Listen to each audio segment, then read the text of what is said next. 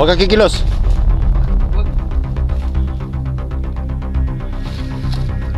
Bakit mo gustong bakit gusto mong dukutin mga bata? Kasama yung anak ko.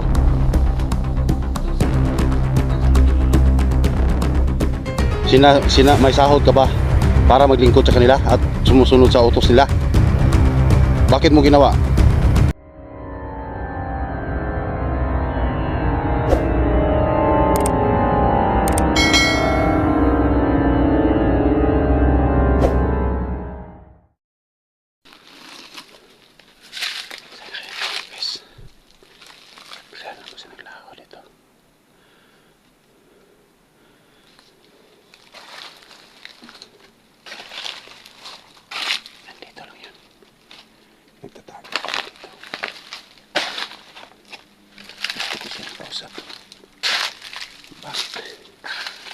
Nagawa niyang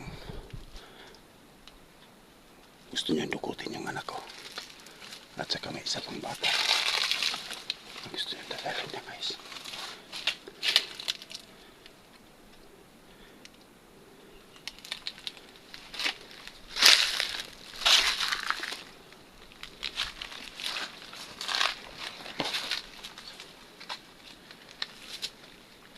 Pero hindi siya nangalaban sa akin.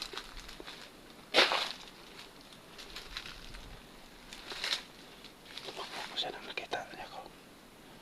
Buti na lang, guys. Naiwan niya yung dalawang bata. Sama yung anak ko.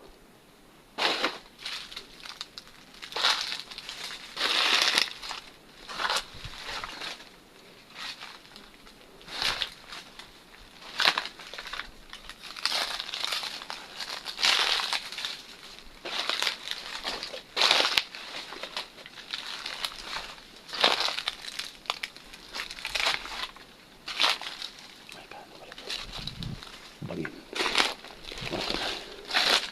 Malalim dito, guys.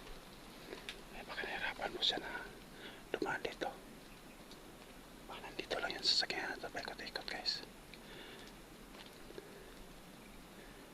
Pero wala naman siyang talang itak.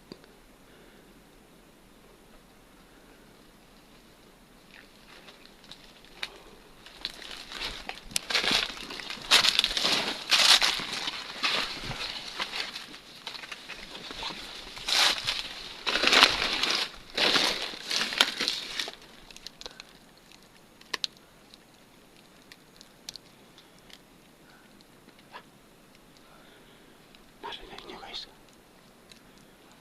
May narinig akong hiningal. Parang nandito lang yun sa tabi. Ay, Diyos.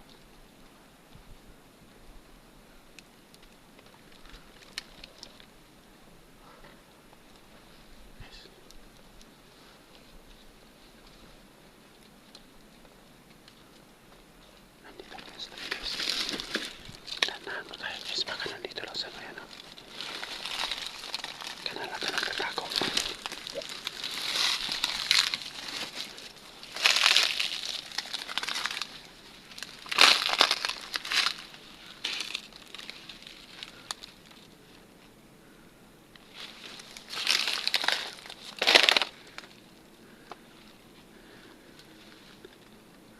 Ayun, o.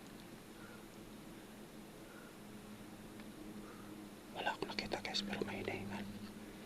Hindi kaya nakalibing sa putik na to. Putika na to. Baka nahulog po siya dito, guys. Wala naman kasi tao.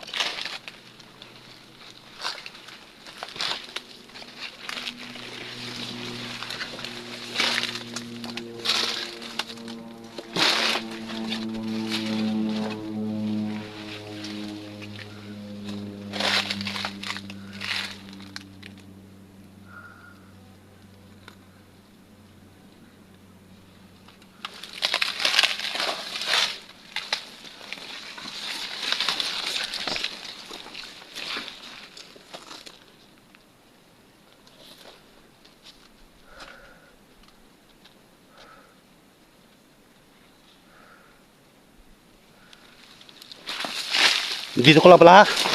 Huwag ka kikilos. Wag. Bakit gusto mong lukutin mga bata? Kasama yung anak ko. Inutusan ako ng amo ko eh. Amo mo? Ay pinuno. May sahod ka ba para maglingkod sa kanila at sumusunod sa utos nila? Wala po. Bakit mo ginawa? Kasi papatayin nila ako pag pag hindi ko ginawa ang utos nila. Hindi mo rin ba naisip na pwede kitang papatayin ngayon din sa ginawa mo yan? Huwag po. Gusto mong lukutin yung anak ko. Tinatrador mo na ako. Parang awa mo na po. Pinagutusan ng nila ako po eh. Naawa nga ako sa iyo kaya tinulungan kita mula pa pagka bandido mo. At gusto kitang tulungan para magbagong buhay. Pero bakit nandyan ka naman, sumanib ka na naman ngayon sa mga kulto? Ano po eh. Patayin nila ako pag hindi ko ginawa yung utos nila. Bakit nakita kayo sa mga kulto na yan? Bakit ka umalis sa bahay? May pinuntahan lang ako sa may gubat eh. Tapos hinuli nila ako. Sinong pinuntahan mo sa gubat? Naghanap ako sa inyo kasi umalis kayo ng bahay eh. Totoo ba ang sinasabi mo? Opo. No, parang awa mo na. Pawalan mo na ako. Hindi pwede. Dadalhin kita ngayon sa bahay. Magbagong buhay ka, EJ. Bata ka pa. Opo, kinontrol nila ako ng mga kulto. Labanan mo yan. Kaya mo yan. Huwag kang magpaluko sa kanila. Huwag kang magpalinglang sa kanila. Alam ko mabait ka. Kaya ka nagkaganyan dahil kinukontrol ka nila. Labanan mo yan, kung maaari.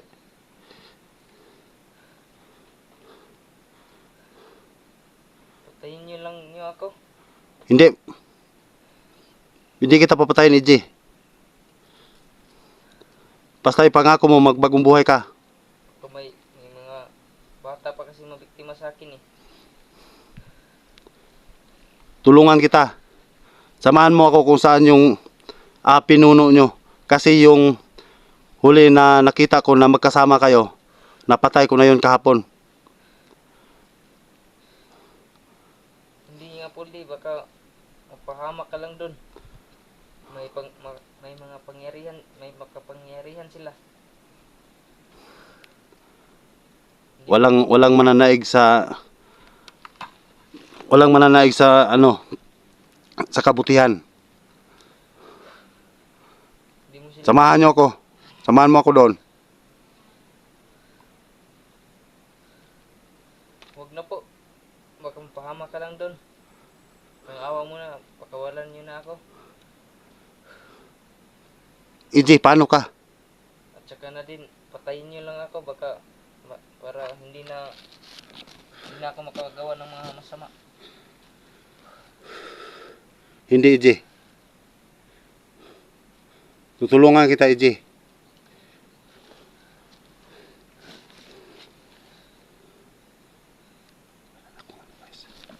Parang awa na po, umalis na ako. Wala na akong tubig sa balon. EJ, huwag kang aalis. Huwag mong pilitin, EJ, na mabaril kita.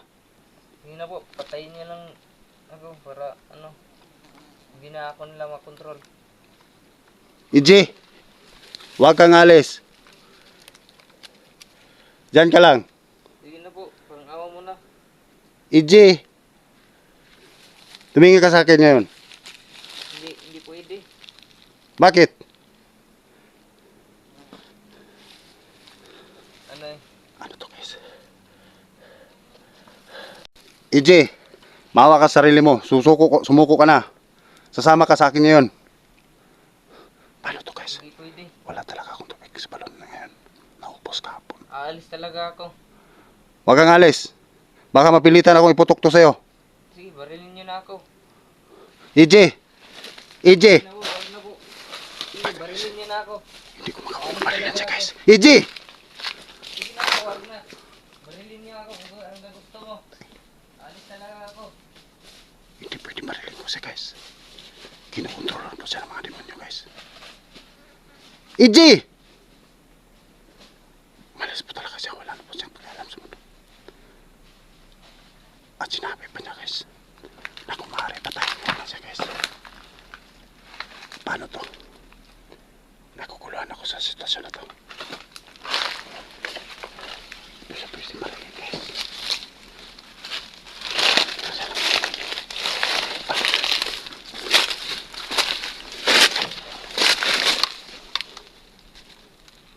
Wala na po siya guys.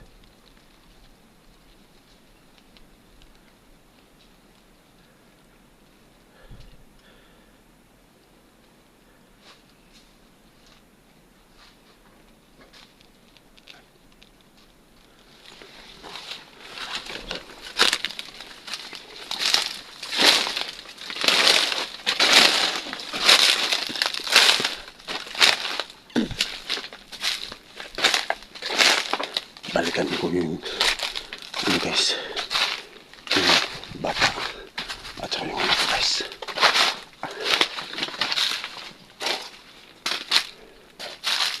Papayagan ko lang muna si Titi. Bakit sabi ko siya ng totoo na kung baka papatayin po siya. Ito ang sinabi niya na papatayin niya siya kung hindi niya matupad yung inuutos kanya. Pero hindi niya nadala yung dalawang bata guys kasama niya. Hindi kaya siya papatayin guys.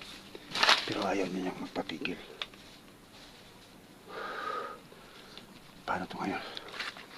Hindi ko na alam kung anong gagawin ko guys. Baka lalo mas mapahamak si EJ kung susundan ko siya. Hindi rin siya sasama sa akin. Dahil ang nasa isip niya ngayon, nasa ilalim siya ng kapangyarihan ng mga kulto. Diyos ko, tulungan niyo po ako. Anong gagawin ko ngayon?